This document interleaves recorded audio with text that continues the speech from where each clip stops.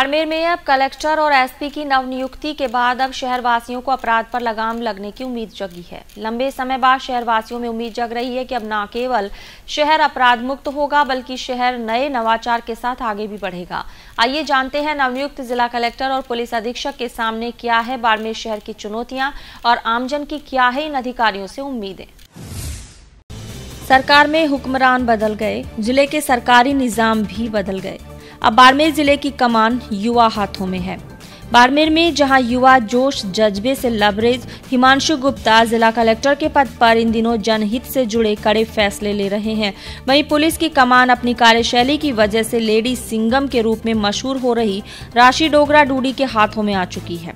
ये दोनों न केवल चौंकाने वाले फैसले कर रहे हैं बल्कि आमजन का भरोसा पुलिस और प्रशासन पर बढ़ा रहे हैं।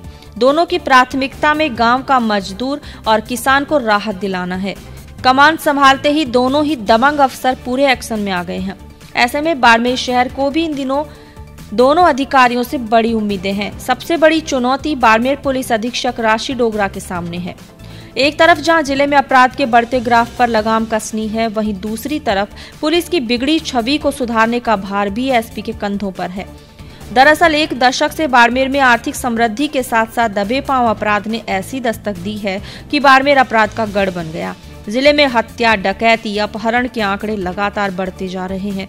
ऐसे में पुलिस के नए कप्तान को बाड़मेर में हावी हो चुके अपराधियों से सख्ती से निपटना होगा ताकि बाड़मेर अपराध मुक्त होकर नई दिशा में आगे बढ़ सके।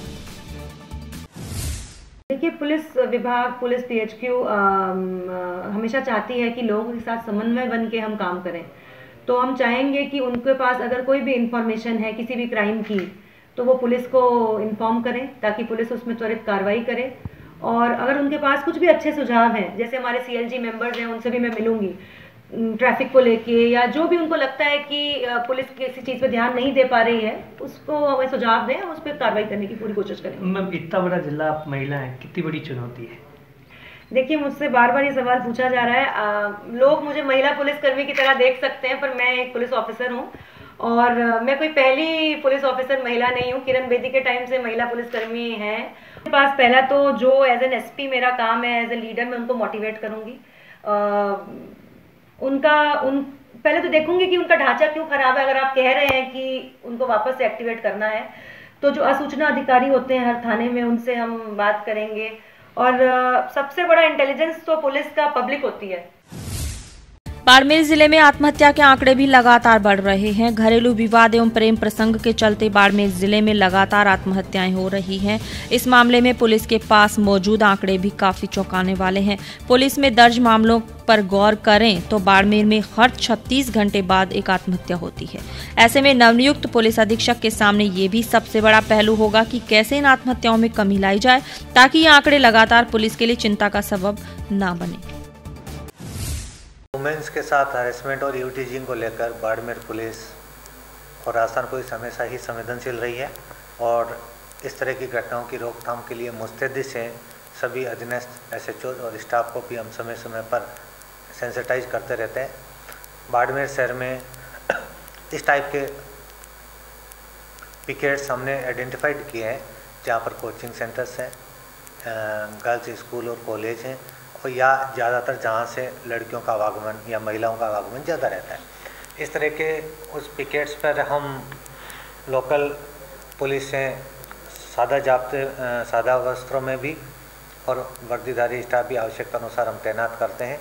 जैसे जो शहर के कोचिंग सेंटर है राय कॉलोनी और लक्ष्मी नगर में, तो उनके आसपास आते समय जाते समय जो छुट्टी होती है स्टूडेंट्स की, उस समय कोतवाली थाने का स्टाफ पर्टिकुलर पॉइंट पर तैनात किया जाता है, रहता है, उनको निर्देशित किया हुआ है और समय समय पर कोई बदमाशी करता पाया जाता है तो उसके खिलाफ उचित कानूनी कार्रवाई होती है। इस तरह का राजस्थान पुलिस, कह रहा हूँ ना, हमेशा ही ऐसी चीज़ों को लेकर संवेदनशील रही है। ये एक मुहिम चली थी जिसमें इस तरह के एक गुप्त शिकायत बॉक्स हर स्कूल, कॉलेज या ऐसी जगहों पर लगाए जाते थे जिसमें कोई भी अपनी पर्सनल समस्या या शिकायत उसमें डाल सकता था। अगर कहीं पर यह वर्क नहीं कर रही है तो इसको नए सिरे से दिखवा जाएगा और वापस इस प्रथा को चालू किया जाएगा। वहीं इस मुद्दे को लेकर जब महिला महाविद्यालय की प्राचार्य डॉक्टर ललिता मेहता से बात की तो उन्होंने समस्या समाधान को लेकर क्या कहा, आप भी सुनिए उनकी जुबानी। सबसे पहले तो मैं हमारे एसपी साहब मैडम जो है उनका स्वागत करती हूँ कि एक महिला एसपी हमारे बाड़मेर में आई है, तो हम उनका हार्दिक स्वागत करते हैं। दूसरा ये है कि हमें सबसे पहले लड़कियों को जागरूक करना पड़ेगा, उन्हें अपनी सुरक्षा के लिए आत्मरक्षा के गुर सिखाने पड़ेंगे। तो ऐसा कोई ट्रेनिंग जैसे अभी शुरू भी हुआ है कुछ जगह, और हम चाहते हैं कि लड़कियाँ ये सारी चीज़ें सीखें कि भाई हम कैसे अपनी रक्षा खुद कर सकते हैं। जब तक खुद वो स्ट्रांग नहीं बनेगी और ये ट्रेनिंग वेनिंग नहीं लेंगी और अपने आप में आत्मविश्वास नहीं जगाएगी, तब तक कुछ नहीं हो सकता है। लड़कों को खुद अपने को इतना स्ट्रांग बनना है कि लड़कों को अपने को बताना है कि हम भी किसी से कम नहीं है। कोई बार बार पीछे देखता, आप भी मुड़ के ज़बरदस्त उसको पीछे घूरो, वो अपना भाग जाएगा। तो खुद को ही स्ट्रांग बनाना है, ट्रेनिंग लेनी है, आत्मरक्षा के गुर सीखने हैं। और मेरा एसपी मैडम से भी निवेदन रहेगा कि एक बार हमारी महिला कॉलेज भी हम आएंगे, ज़रूर इन्वाइट करना है, आप हमारे वहाँ आएँ और आप कैसे सक्सेस हुई उसके बारे में भी बताएँ, ताकि ये है कि हम काउंसलिंग करें। जिसको भी समस्या है उसकी काउंसलिंग के लिए एक सेंटर खोलें। जिन्हें जो दिक्कत है, अपना नाम पता नहीं बताए, लेकिन आके हमसे बात करें, तो हम लोग उनकी कोई ऐसी समस्या नहीं होती जिसका समाधान नहीं होता है। ये आत्मरक्षा, ये जो आत्महत्या का जो वो कर रही हैं, एक कमज़ोर, हमारी एक कमज़ोर मेंटिलिटी को दर्शाता है कि हम थक गए दुनिया से। नहीं, हमने, ईश्वर ने हमें ये दिया जीवन, तो लड़ना चाहिए। लड़ेंगे नहीं तो जीवन में आगे कैसे बढ़ेंगे। तो एक काउंसलिंग सेंटर हम खोलें और उनकी समस्याओं का निदान करें, उनका मार्गदर्शन करें, उनको सुने, तो शायद ये प्रॉब्लम काफ़ी हद तक सही होगी। मेरे सामने एक तो लड़कियों का है कि सुसाइड केस ज़्यादा हो रहे हैं गाँव में, क्या यहाँ पर। दूसरा, ये पढ़ाई का थोड़ा जागरूकता आई है, लेकिन लड़कियों को पेरेंट्स भेजते नहीं हैं, बाहर भी नहीं भेजते हैं, जॉब करने भी बाहर। हमारे यहाँ कितनी सारी लड़कियों की बाहर जॉब लगी, लेकिन उनके माता पिता ने उनको बाहर नहीं भेजा। तो माता पिताओं से भी हम रिक्वेस्ट करेंगे कि अपनी बच्ची को बाहर जाने दो, अपनी बच्ची पे विश्वास करो। बाड़मेर में पुलिस को नशा माफियाओं ने काफी छकाया है। इसके चलते बाड़मेर शराब और डोडा तस्करों का गढ़ बन गया है। बाड़मेर जिले में कहीं पर भी पग पग पर जहां आसानी से अवैध शराब कोल्ड ड्रिंक्स की तरह मिल जाती है, वहीं बेरोजगार युवाओं ने डोडा तस्करी के जरिए गैंगस्टर और करोड़पति बनने के सपने बुन रखे हैं। नशे ने पूरे बाड़मेर की अर्थव्यवस्था को चौपट कर रखा है। एक सर्वे के मुताबिक बाड़मेर जिले की कुल अर्थव्यवस्था का 25% हिस्सा नशे की भेंट चढ़ जाता है। तस्करी के साथ खूंखार अपराध भी बढ़ गए हैं। ऐसे में नई पुलिस अधीक्षक को इस पर सख्त रुख अपनाना होगा। अपराध और तस्करी के चलते बाड़मेर की आबो हवा इतनी मैली हो चुकी है कि बाड़मेर किसी भी लिहाज से बेटियों के लिए सुरक्षित नजर नहीं आ रहा। जिला मुख्यालय पर आए दिन लड़कियों को छेड़छाड़ और भद्दी टिप्पणियों का सामना करना पड़ता है। पुलिस के सुस्त रवैये के चलते बाड़मेर में रोमियोबाजी करने वाले लफंगों का हौसला इतना बुलंद हो चुका है कि अब उन्हें किसी भी बात का डर नहीं। कॉलेज और स्कूल जाने वाली लड़कियों का पीछा करने के लिए लफंगे दिन भर स्कूल कॉलेज के आगे चक्कर काटते हैं। आने जाने वाली लड़कियों का स्कूल से लेकर घर तक पीछा करते हैं और फप्तियां कसते हैं। लेकिन बाड़मेर की पुलिस ने अब तक ऐसा कोई कदम नहीं उठाया जिससे बेटियों का पुलिस पर भरोसा बढ़ सके। के बारे में मेरा ये कहना है कि मतलब जब भी लड़की आती है जाती है, लड़के कमेंट करते हैं, पीछा करते हैं, उनको बहुत भारी से भारी सजा हो। ऐसे लड़कों को जो अपने पे कमेंट करते हैं उनको पकड़ा जाए, ठीक है, और पकड़ के शिकायत दर्ज करवाई जाए और उनको मतलब लड़कियों के लिए बहुत सेफ्टी। कोई कंप्लेंट बॉक्स में अभी तक तो नहीं सुना हमने। लगाई हुई है शिकायतें पर किसी ने नहीं डाली। में नई और पिछली बार एसपी था, उसने भी नई हेल्पलाइन बनाई थी। यहाँ पर सभी लड़कियों को जागरूक किया था कि आपको कोई समस्याएं आए तो इस हेल्पलाइन पर आपका नाम और उस सामने वाले का नंबर बताएं। जो सामने वाला का नंबर है, आपका नाम तो गुप्त रखा जाएगा और उसको सामने वाले को तो दर्ज करवाई जाएगी नंबर वगैरह। एक्शन हुआ है कुछ? एक्शन नहीं होता है, कभी नहीं होता। हर कोई जैसे नियम बन जाता है लेकिन उसके आगे पीछे कार्रवाई नहीं होती। नियम बनाने से क्या होता है, आगे पीछे भी तो देखना ही पड़ता है ना। कठोर से कठोर कानून बनाए जाएंगे तो कोई ऐसा करने का सोचेगा नहीं। जैसे किसी के साथ अगर कुछ हो भी जाता जबरदस्ती, फिर उनके खिलाफ एक्शन नहीं हो रहे तो ये पीछा करने वालों का तो क्या होगा। ऐसे कई मामलों में ढुलमुल रवैया अपनाते हुए पुलिस बेटियों के सामने आने के बाद भी रोमियोगिरी करने वालों को सजा दिलाने में नाकाम रही, जिसके चलते बाड़मेर की बेटियों में भय व्याप्त है। आए दिन छेड़छाड़ और भद्दे कमेंट का सामना करने के बावजूद भी वो बर्दाश्त करती जा रही है कि ऐसा होना चाहिए, ऐसा होना चाहिए। सब कहते हैं कि लड़कियों को परेशानी होती है। सबसे ज़्यादा तो ये होता है कि अपन खुद को ध्यान रखना होता है, बाकी वाला कोई कहीं ध्यान नहीं रख सकता। कहाँ जाएँ तो अब एसपी साहब कहाँ हमारे साथ में चलेगी और कहाँ हमारे घर वाले साथ में जाएंगे। खुद सबसे ज़्यादा तो आत्मरक्षा होनी चाहिए। हमारे को भी लड़का सामने देखे, अगर वो भी नहीं, कोई नहीं देखता है, मतलब जब हम देखते हैं ना हम सामने, तो ही कोई सामने देखता है। तो यही है कि जो पुलिस है वो एक्टिव नहीं है, और महिलाओं को जैसे हम एक दूसरे से बात करते तो किसी से बात करना छोड़ो, वो किसी से बात करना चाहती भी नहीं है।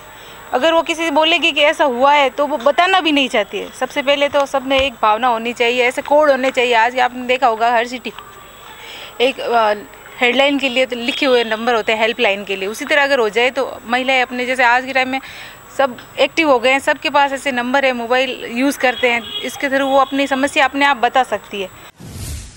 ऐसे में अब नई पुलिस अधीक्षक को बेटियों की सुरक्षा के लिए ऐसा कदम उठाना होगा जिससे बेटियां खुद को महफूज महसूस कर सकें और रोमियोगिरी करने वालों का पूरी तरह से सफाया हो जाए।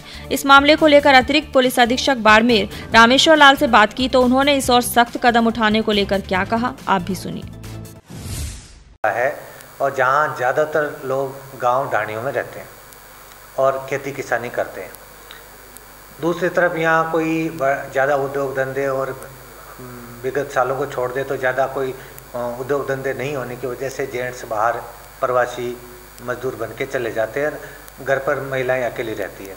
तो कई घरों में, गांव ढाणियों में या सामान्य परिवारों में सास बहू या ननद भौजाई के झगड़े आत्महत्या की हद तक पहुंच जाते हैं। यहाँ पर ये देखने में आया कि ग्रामीण इलाकों में औरतें पानी के टांके में छलांग लगा देती है, हैंगिंग कर लेती है, और अपने साथ छोटे बच्चे जो होते हैं 1 साल के, 2 साल के, 6 महीने के, उनको भी ये धारणा, इस विचारधारा के चलते उनको भी साथ में ले डूबती है कि मैं तो मरी रही हूँ, जब मेरी यहाँ पर कदर नहीं है तो मेरे बच्चों की देखभाल पीछे कौन करेगा। इसके चलते ये समस्या और गंभीर हो जाती है और देखने में आता है कि एक ही साथ माँ अपने 2-2, 3-3 बच्चों को लेकर सुसाइड कर रही है। और ये गंभीर न केवल कानूनी बल्कि ये गंभीर सामाजिक समस्या है। समय समय पर जागरूक लोगों द्वारा, जागरूक संगठनों द्वारा इस चीज़ पर चर्चा होती है, पुलिस भी प्रयास करती है, लेकिन चूँकि हर घर के अंदर तो पहुँचा नहीं जा सकता कि किस घर की व्यक्तिगत स्थिति कैसी है, तो कुछ जागरूकता का और शिक्षा का अभाव होने से भी ऐसा होता है। कुछ बेमेल शादियों की वजह से ऐसा होता है कि जहाँ औरत की कुछ मानसिक समस्याओं को नहीं समझा जाता है या उसके साथ हरेसमेंट होता है, गाली गलौच होता है, तो वो हताशा में ऐसा कदम उठा लेती है। इसके लिए हम प्रयासरत हैं, कुछ NGOs के साथ, कुछ जागरूक लोगों के साथ मिलकर हम इस तरह की मुहिम चलाते हैं, लोगों को सेंसिटाइज करते हैं, जागरूक करते हैं। ख़ास तौर से गर्ल्स में जो 11th 12th या गर्ल्स कॉलेज है, वहाँ पर जो बच्चियाँ समझदार होती हैं, मेच्योरिटी लेवल पर होती है, तो वो अपने घर के आसपास के लोगों को जागरूक करें। हालांकि बाड़मेर पुलिस अधीक्षक के सामने कई और भी चुनौतियां हैं। बाड़मेर जिले में बढ़ती वाहन दुर्घटनाओं को रोकना, गुब्बा खाई और जुआरियों के हाथों बर्बाद होते युवाओं को बचाना, 8 बजे के बाद ठेकों पर शराब की बिक्री बंद करवाने सहित कई अन्य अपराधों पर लगाम लगाने के साथ काउंसलिंग कर नई राह पर लाना भी बाड़मेर SP के कंधों पर है। ऐसे में देखने वाली बात ये होगी कि बाड़मेर की लेडी सिंघम अपने सामने पहाड़ जैसी चुनौतियों से कैसे निपटती है।